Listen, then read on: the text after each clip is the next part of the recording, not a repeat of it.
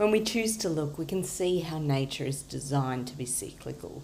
The tides of the ocean, the moon waxing and waning, seasons coming and going.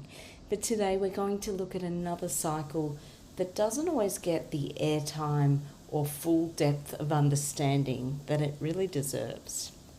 The menstrual cycle. There's a huge gap in understanding, a huge gap in community and societal norms and knowledge around this. I think it's really good for people to understand, like, what is my baseline in moments when I know I'm at capacity and my biology is not matching. Welcome to the Frequency Files.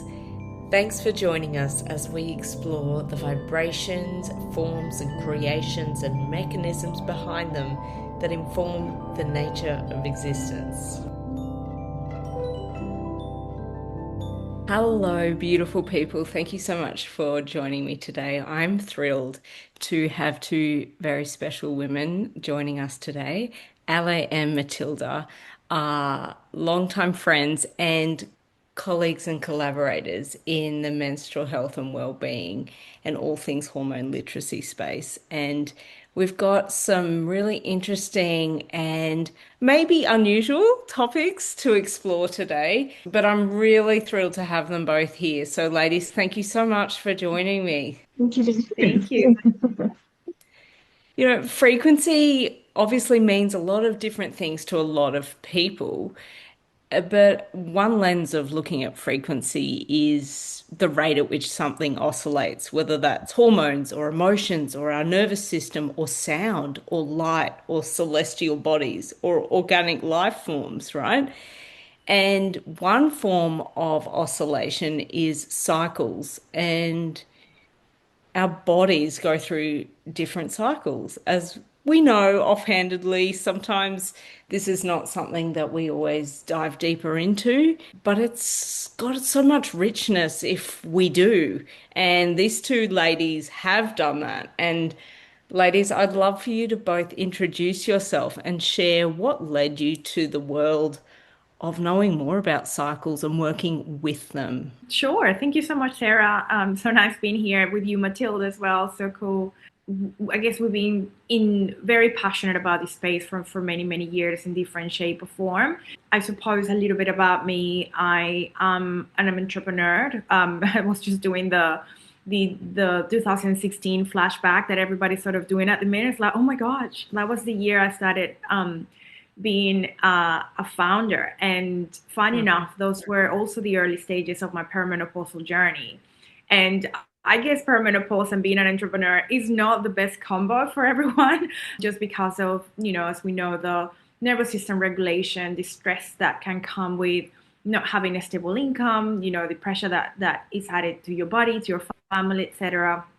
And to fast forward to today, 2026, I suppose I took my very own passion for entrepreneurship and my very own journey of a roller coaster perimenopause, and suddenly discover ADHD, which is something that happens to a lot of women when they start that hormonal transition, and created a business called BISTFO, which is essentially an educational platform to help women, organizations, and families to really thrive in the face of hormonal transitions. Could be perimenopause or anything that happens. If you're younger than 35, of course, cycles play a key role. And then that's me. I'm in the midst of my perimenopausal journey, learning and sharing as I go. Amazing. Thank you so much, Hallie. Matilda. For those who are listening, we go way back and we have worked together on many different things and projects. So we are co-founders of Myoni, the social enterprise that focuses on cycle awareness and education, creating a world where period poverty doesn't exist and period positivity does exist, as well as our wonderful work where we create reusable menstrual products. So we have a reusable menstrual cup that's made in Australia, and we're really proud of that and the way we've created it. Coming to this journey that we've been on and that I've been on, I guess we've all got our own individual journeys. So it's really amazing every time you speak to someone who has a cycle, has a menstrual cycle, they've got their own unique experience. So it's about understanding how we can tap into our hormones, what it means for us as individuals. So everyone has their own hormonal journey, and definitely mine has shaped the way I've come to this topic and the way I've come to work with Myoni and with other collaborators as we will talk about the work that we're doing. Everything from first getting your period, and I know my journey is similar to others, but you get it and you're not sure what's going on. There's all these sort of little things that are a little bit abnormal or a little bit unusual, and you're trying to deal with that, all the way through to my journey through pregnancy and postpartum and what that has meant for my cyclical journey. And then, yeah, preparing for this sort of perimenopausal space as well. So what does that look like for each of us? And the impact that tuning in and understanding our cycle and being able to read our cycle and know ourselves better, know my normal as opposed to somebody else's, know my health literacy and my health data, is incredible. That has been such an eye-opener. It's been something that we have collectively supported each other through, but we also do that with other people. So there's a huge gap in understanding, a huge gap in community and societal norms and knowledge around this. So it's not something that many people are brought to understand unless they have a really significant issue.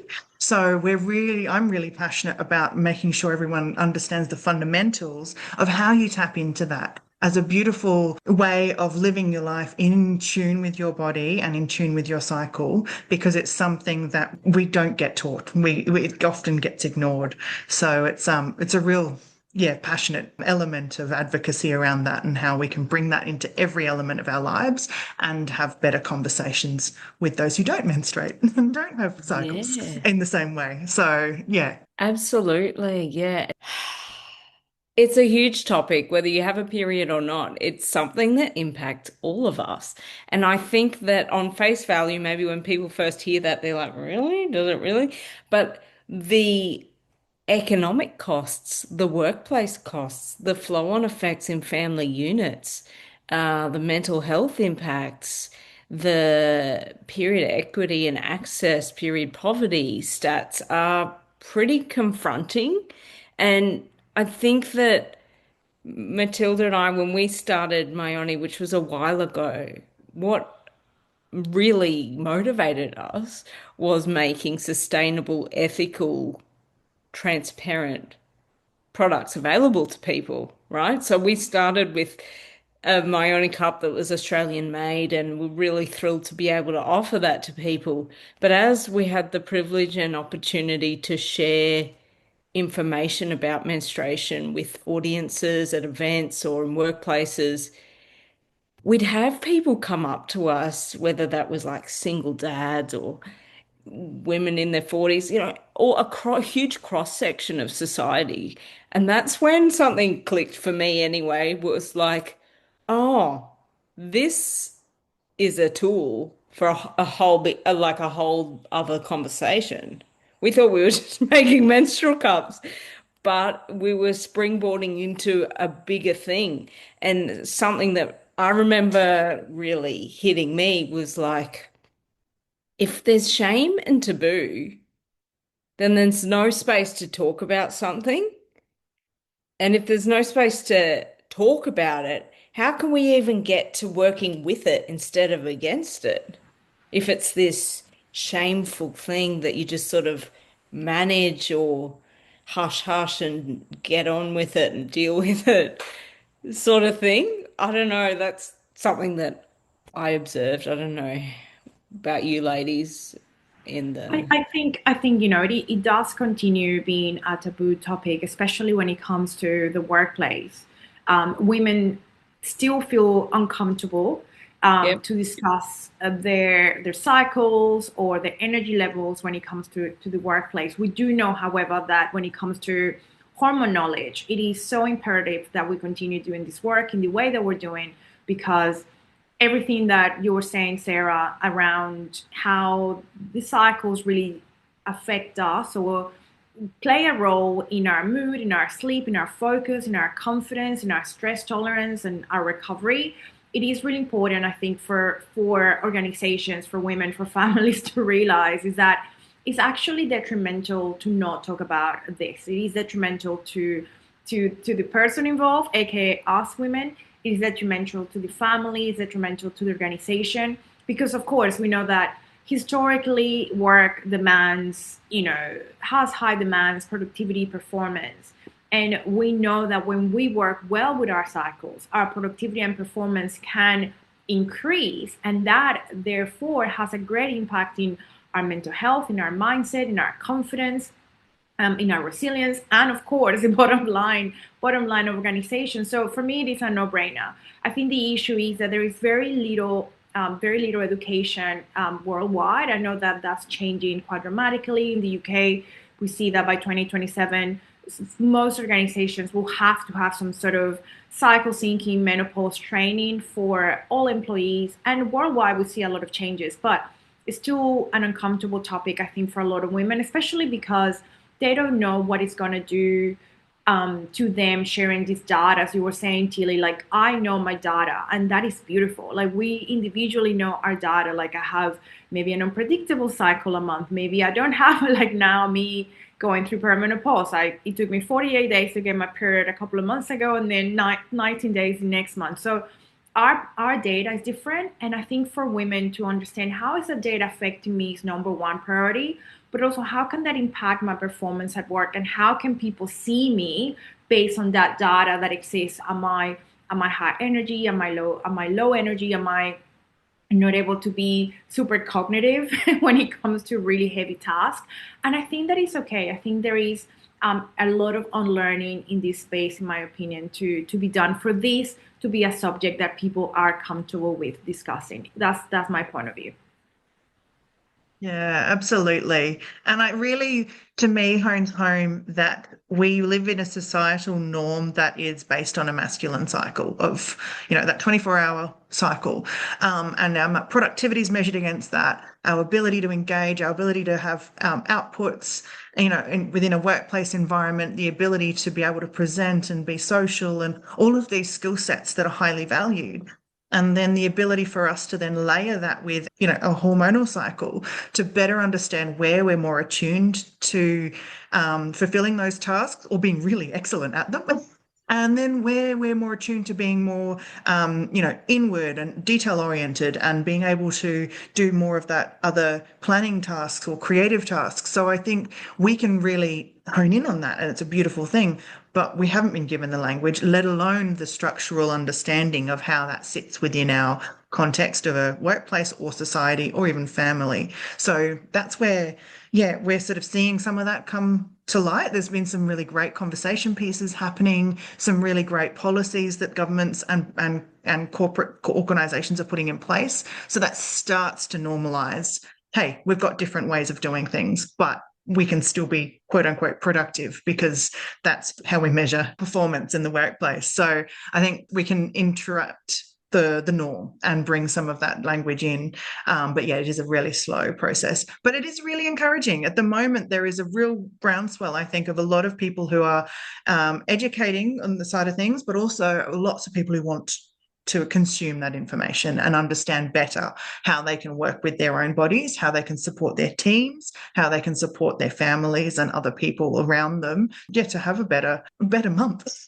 Not just talking about, outward productivity in a workplace environment, but how do we exercise schedules and nutrition and health? And I think mental health too has become really well understood that it's we need to nurture ourselves as well as those around us, and the ups and downs and the flows of hormonal input in our bodies definitely has an impact. So particularly with that conversation of menopause becoming more mainstream, but then also cycles too, and understanding what that looks like for each individual. Yeah, I think we're at a really great time to be able to have those conversations for a really productive collaboration between those in different cycle spaces.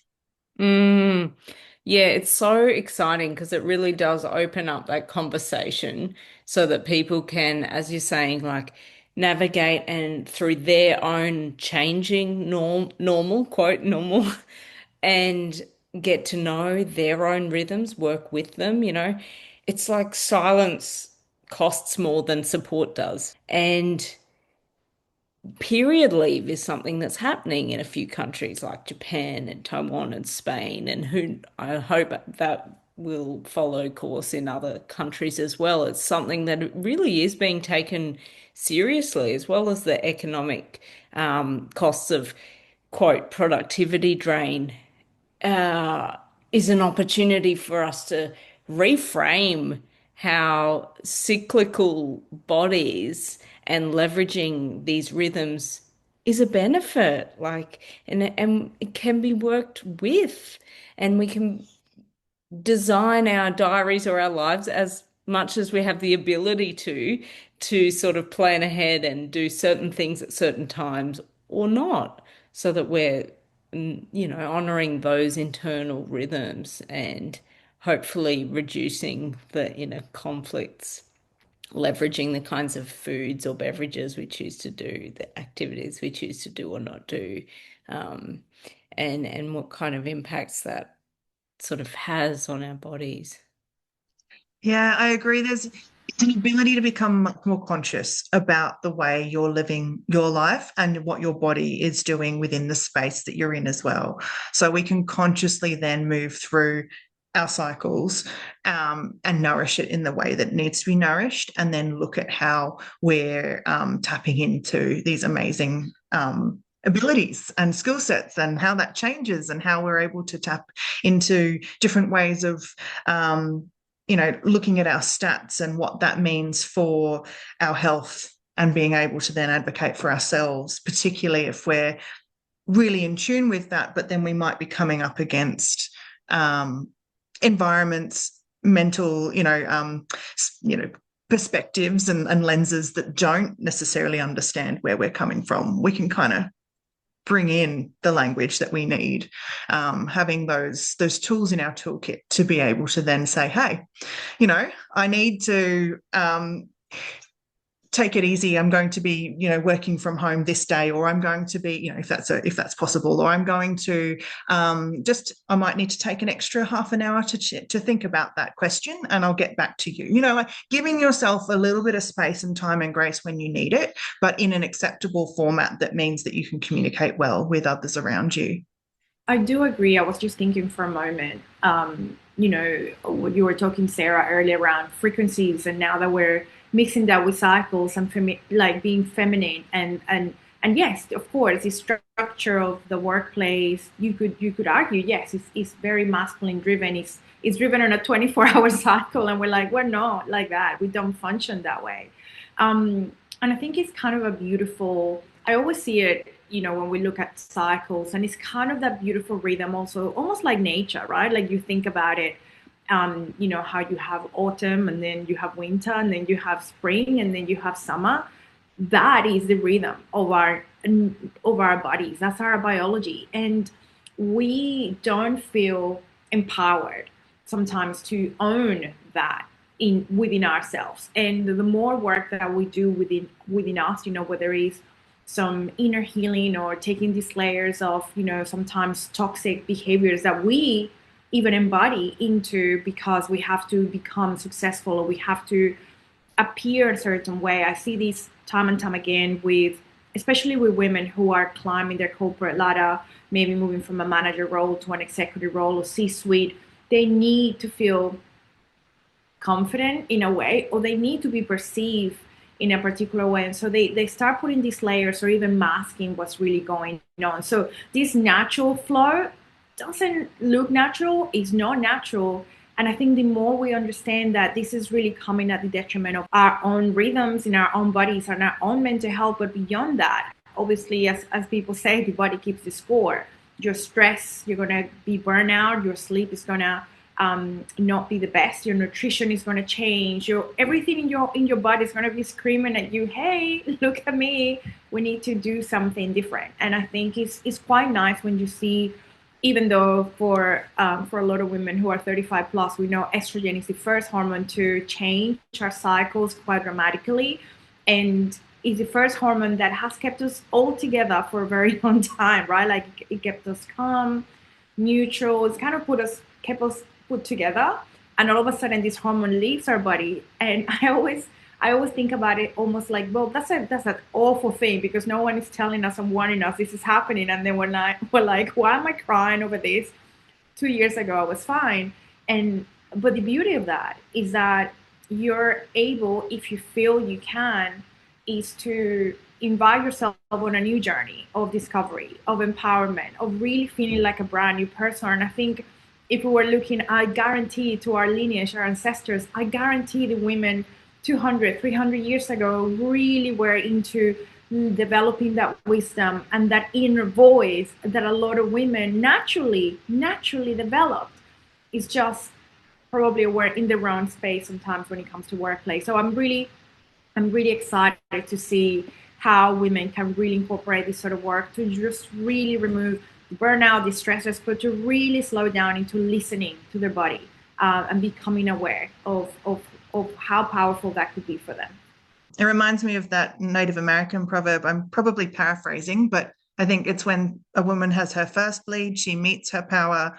When she has her cycles and her menstrual period, she practices it. And then when she steps into menopause, she becomes it. And I think that's incredible and a beautiful perspective on it, on our cycles and the journeys and the cycle of life and all, the journey that we go through. But it's definitely something that's been lost in the way that we portray and value those cycles within our Western industrialized societies. So, yeah, it's beautiful to be able to give people the skills to be able to take that step back and look at where they can tap into that a little bit more. Yeah. I love that, Tilly. I was literally just about to say the same thing. So I love that you said that because as soon as Ali was sharing and reminding us that, hey, this is something that those who've gone before us have been practicing probably more in tune than we have today. And it's a reminder to tap into that innate wisdom and to honor it's an initiation, right? Like those stages of womanhood. And it's up to us to, I suppose, reimagine or redream how we would like to celebrate that for ourselves within maybe our own family cultures or our own friendship groups or just our own selves personally, in whatever way resonates, just yeah, like take stock of that and accept that. And I think some everyone can take anything to an extreme. Healing, trauma, Mm, personal development, nutrition. You can take everything to the extreme, and I think that's the beauty of it. Like this is a self-discovery journey. I'm doing at the moment at BISTFO, we're doing a challenge on.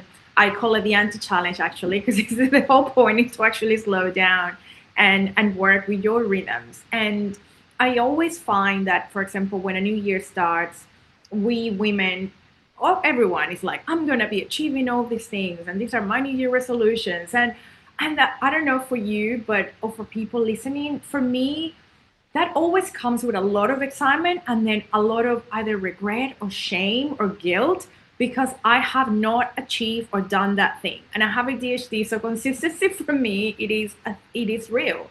I am very driven, I can say that, but there are moments where naturally I need to slow down. And I think me having learned everything to do with cycles and rhythms and working with my energy and setting up solutions, I thought, why not create something that can help people how to articulate their life areas in a way that can feel sustainable, can feel less overwhelming. And I think there's a lot that we can say. This can feel very like so internal and almost like hard to explain, but it can be really practical. I really always try to make cycles a conversation that you can make really practical.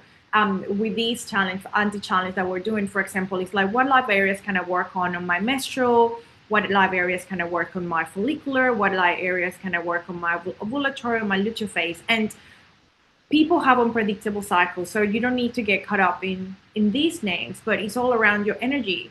And it's so cool because I think the more we understand it, the more we know that there are things that we can do in our lives at different pace. So for example, on your menstrual, which could be like low energy, you can look at money and wealth, but like just awareness. You're not doing anything beyond that. This is just being aware. It's like, okay, where am I at? Where am I want to be? What? Because that low phase, that inward phase of menstrual is really beautiful for self awareness. But then when Yeah. it comes to the rising energy, right, of follicular, then was like, well, money and wealth will be about planning and deciding. So that's when you really move into action because your energy is rising and going up. And then when it comes to ovulatory, that we know it's like that beautiful moment where you're so hyper connected and you could be very social, that is really around creating maybe actions and moving into those actions that you can do. So that could be things like taking that phone call, making that phone call, sending an email, starting that side hustle. And then when it comes to the luteal, that's when you maybe just like you pause. If you have the energy, keep going because it's also very good for detail-oriented work if your nervous system is regulated. But here is all around cleaning up and admin. It's just like, okay, I'm just preparing for my menstrual and I'm just kind of chilling and organizing. So everything in your career, your relationships, the support that you do for yourself, people on the planet, health and well-being, everything can be done differently at different phases of the cycle. And I think the more we understand that, I think that yeah, so much magic can happen, in my opinion. Absolutely. I think it's really fantastic to take the lens, get this toolkit there so that you can look at what you're already doing in life. You don't have to reinvent everything and do something different. It's about just understanding what you're doing and giving yourself beautiful permission, Ali.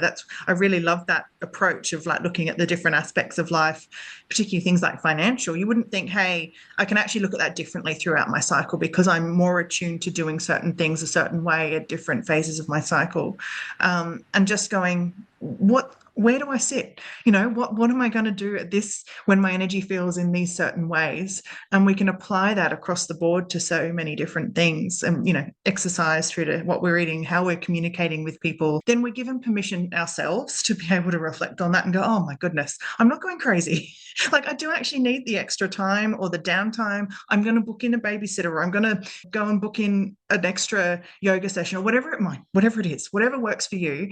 I'm going to do that extra walk that week because I need the time to decompress and think and be more inward, and finding that space. And then we can still work in with, work schedules and family schedules and things like that. But we're carving out the time that we need, or we're putting in that, that high energy, high octane, output driven time. And we know that we're going to have all of the energy in the world to do certain things, but then giving ourselves the grace when we need the flip side of the coin. And there's a beautiful approach that Lucy Peach is one of the fantastic menstrual educators and advocates in Australia uses, and it being, the doing phase is, at the start of the cycle after you've menstruated, and then, you've got all these wonderful abilities to sort of give and do things, and then you've got your giving phase in your ovulatory phase. So being conscious of that, because the doing and the giving are phases that we're highly praised for. They're high energy, we're giving lots, we're doing lots, we're outward, where you can see all of this quote unquote productivity and the ability to engage really actively with the world. And then you might have your other phases which come into much more rest, and you're slowing down. And so being able to articulate that in a way that's comprehensive to other people as well, I think is really fantastic.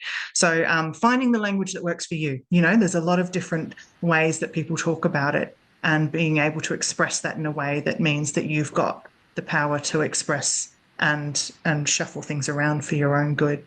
Yeah.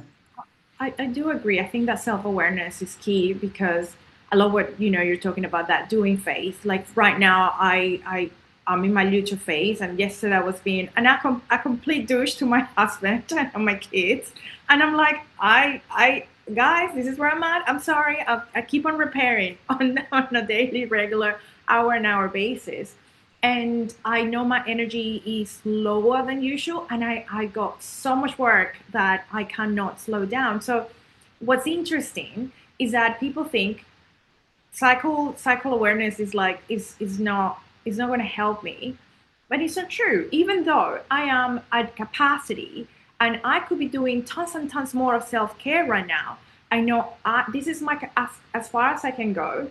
This is what I need to communicate to my family to say where I'm at. These are the things I need to remove from my life, whether it's catching up with someone, having a meeting, maybe prioritizing something else. Bye bye. You will be looked into in a month and a half. And that is the beauty of knowing that sometimes you will not be able to have that perfect slow down moment, say in your little face, because you got a huge project and a huge delivery. That is okay. But what you can do is really remove as much as you can, communicate as much as you can, still prioritize the bare minimum baseline, which is your sleep, your nutrition, and your stress. Like if you're able to really move your body, eat well, and sleep, you're pretty good. Like you're in a good place. So I think it's really good for people to understand like what is my baseline in moments when I know I'm at capacity and my biology is not matching. What can I remove? What should I keep for sure? And it's really asking those questions. I think that's how cycle syncing can really become a practical tool rather than like, oh yeah, you can have these different phases. No, it doesn't work like that in real life, right? We know that. But yeah, I think there's so much nuance into this space and people practicing. I think that's what's really going to give them the tool for them to go, oh, okay, this is cool. I could try it, and this really works for me. Yeah, absolutely. I love that. And I love the reminder that, we are in real life, whatever that means for each of us, and we need to adapt. But how can we either take away what's really not going to serve us or add in something that really is?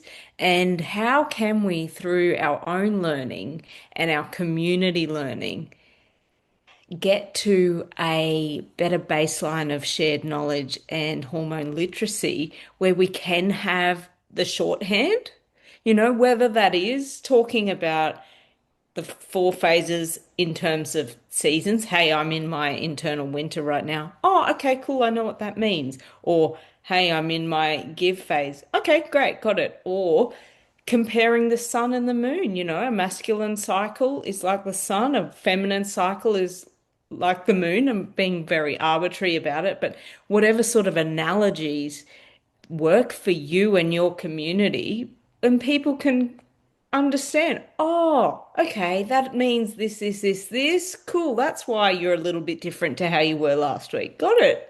Nothing wrong, just different. And that's something that we can honor and work with.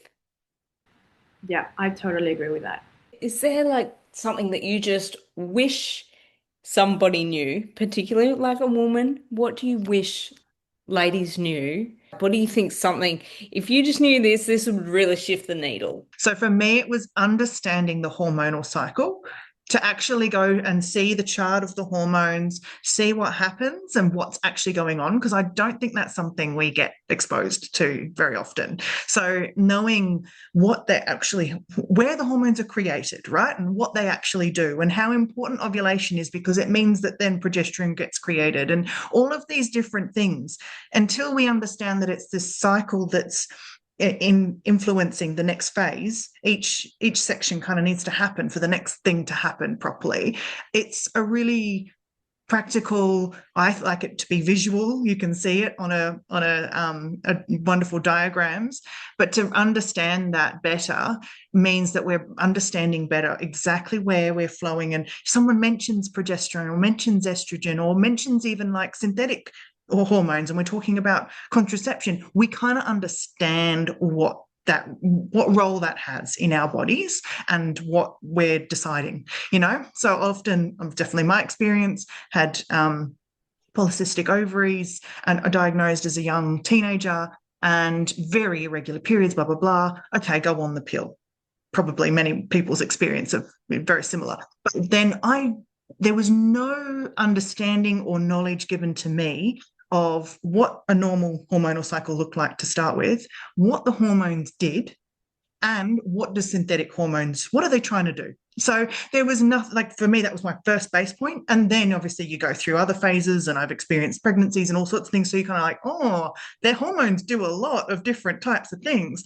But I think without really exploring that, That's kind of me, for me as a baseline. If we all understood that, menstruators and non-menstruators, so like men and women, everybody understood what those hormones did, you'd go, oh, I'm ovulating. Okay, we all understand what that means. That's great. So next month, let's hope you get a really good dose of progesterone and it'll chill you out. You'll be really nice and, hopefully not have the PMS symptoms, or they'll be mild and you'll be able to understand them and roll with them, and we can all get on board, and then the period will come. So knowing what that looks like, I think for me is like a baseline.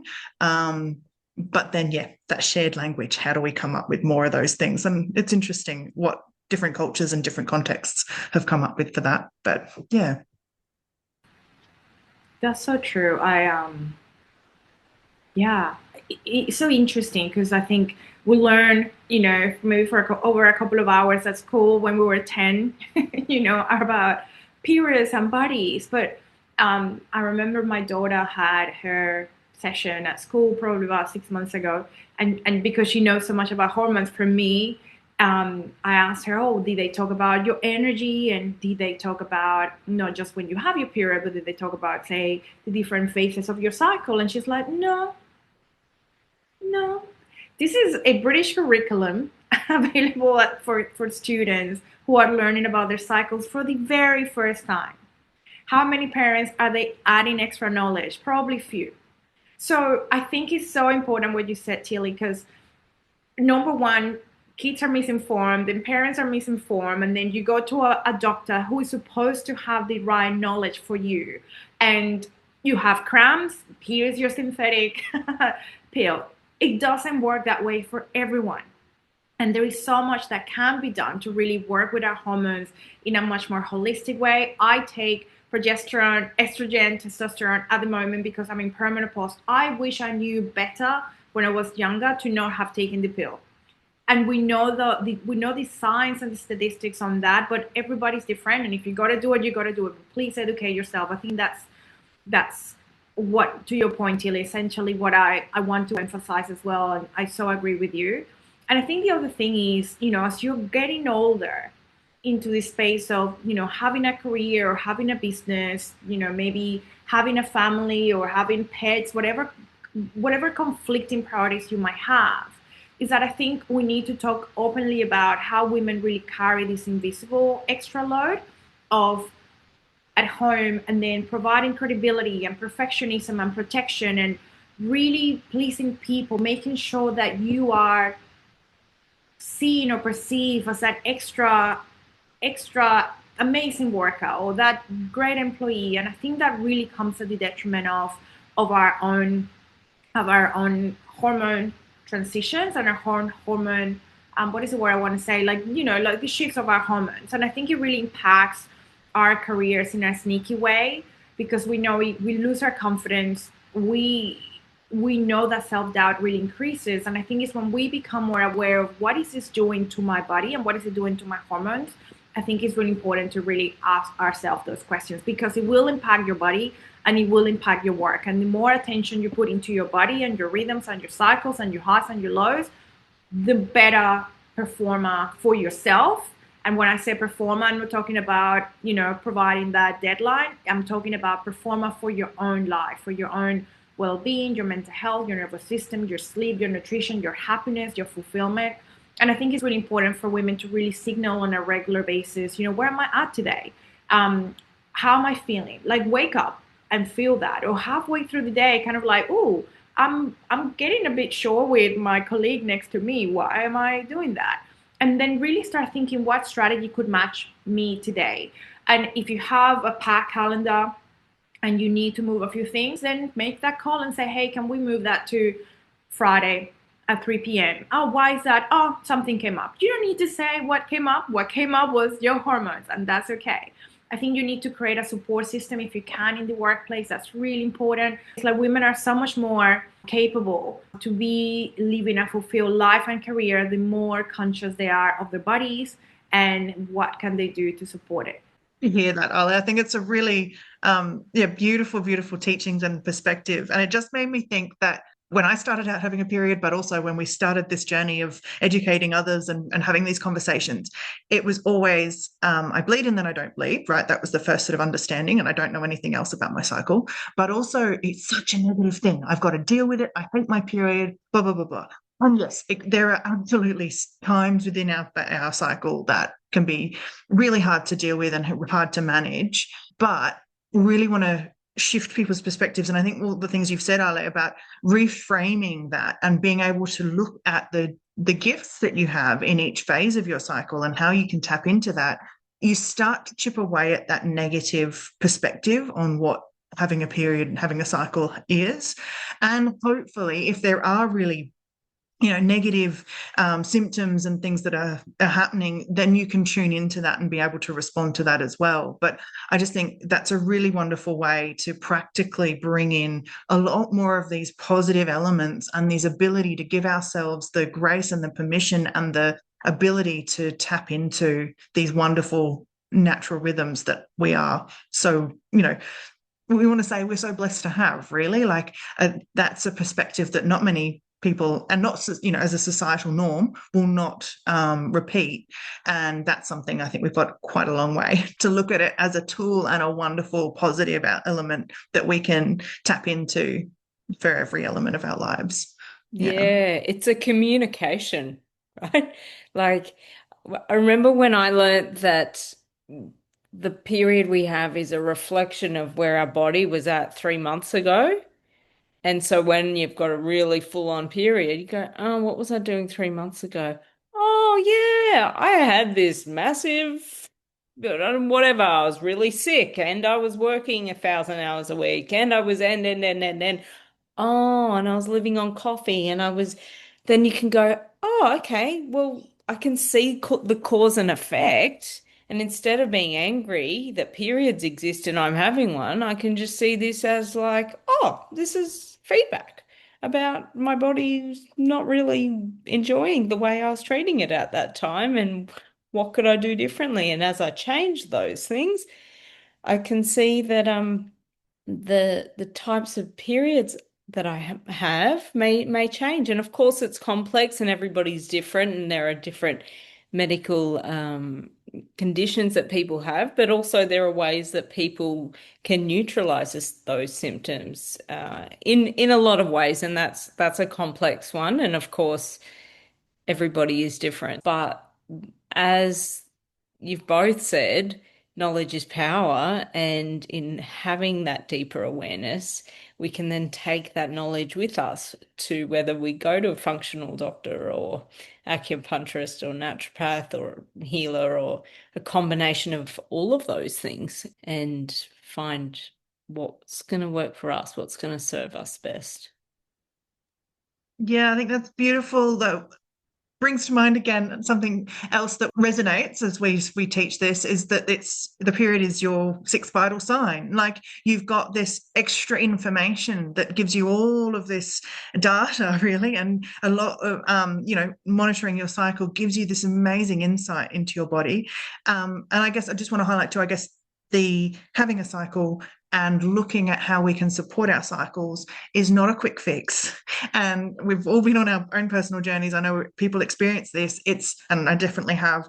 It takes a long time sometimes for things to feel better, for example, if there's something that's not quite right, or to investigate what it is. So that can be quite frustrating. And I think being able to find the space to lean into our own health data as well as nurturing ourselves throughout the month is really important.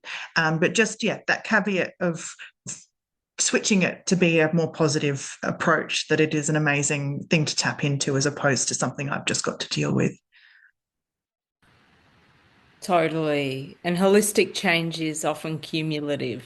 And so being a bit patient with ourselves as we allow for all of the micro and macro changes that we're making as we're learning more and making different choices to stack up and to create different outcomes.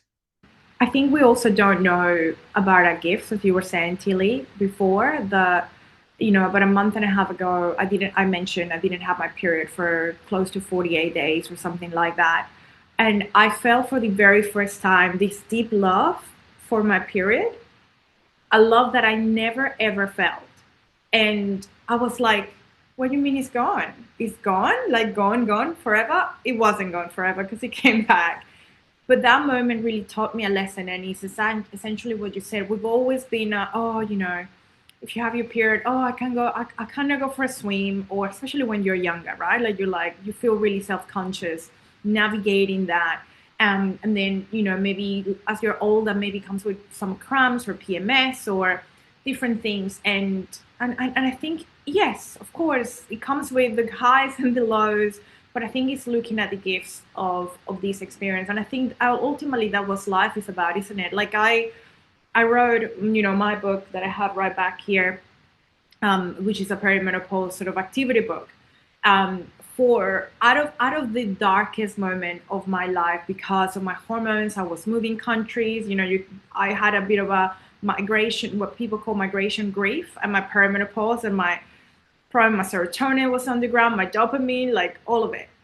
And that was, even though it was the darkest moment, I did see the light within that. And I think sometimes it's just really looking at what are the gifts that this opportunity is offering you, whether it's your period, even though one day it will not be in your body. And I think it's really beautiful to really start reframing that, and for everyone to find it their own way, because I guarantee there is so much beauty in these different phases. There is so much beauty maybe when we even have those PMS cramps one day we want. And I don't know, I think it's just everyone just got to have a think about it a little bit, in my opinion.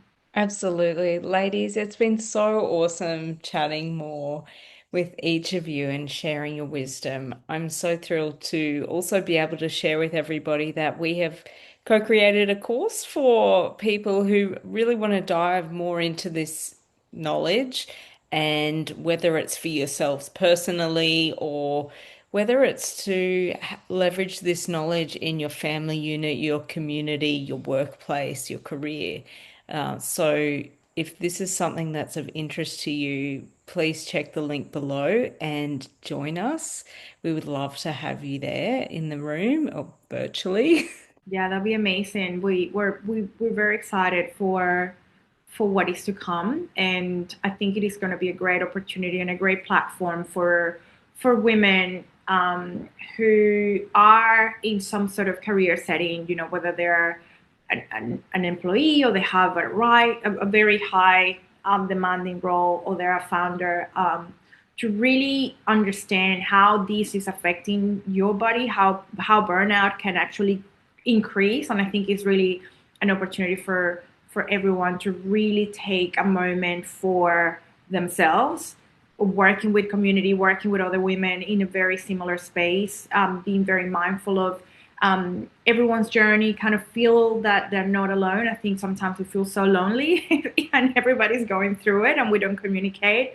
So I think it's a beautiful opportunity to really slow down, also at a pace that is not demanding. We didn't want to put something together that it was just like, I have to consume this for 4 hours. No, like there is some content that you can watch, and there's some group settings that will be created for everybody to collaborate with experts as well, to help everyone on their journey. But we're very mindful of everyone's time, and yeah, we're very excited to have created something very special for you all. It's a wonderful opportunity to get those practical elements. So getting the toolkits and the workbooks and the different phrasing and the language that we've talked about today, and the way that perspectives might be a little bit different in the workplace, and how you can communicate certain things, and just breaking down those barriers within ourselves as well as in the environments around us. So it's an exciting opportunity to be able to bring that to everybody.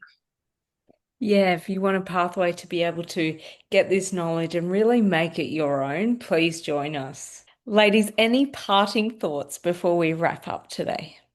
Having a menstrual cycle is incredibly powerful, and that we can shift that perspective of having it be a positive experience over it being a negative one, and that it's a really empowering process to be able to go through, understanding it better within ourselves, understanding how we can advocate for ourselves, but also give ourselves real knowledge and insight to be able to support our bodies, because it's a fantastic natural process. It's a wonderful cycle.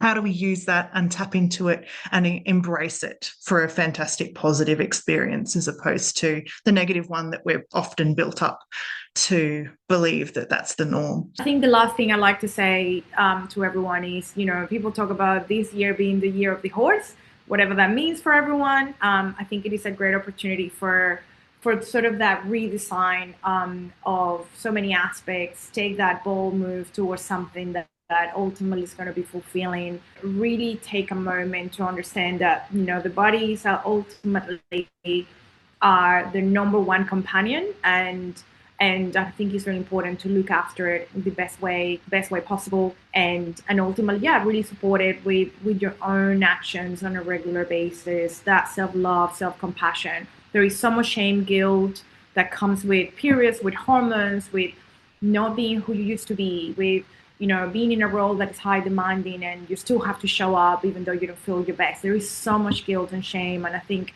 there is so much for us women to really, really take a moment and just acknowledge that, and ultimately feel empowered to make a change. I think that is the last thing I wanted to say. 100%. Thank you so much, ladies. I totally agree. And I think it's time that we reconsider what kind of collective consensual reality agreements we have around cyclical living and hormonal awareness and having periods, and how that occurs to us as individuals, but as collectives. And the more of us who make the choice to see it differently, to work with it instead of against it, and to leverage it and not only manage it, but celebrate it and the gifts that it has. And it has a whole different way of occurring for ourselves. And that's pretty exciting.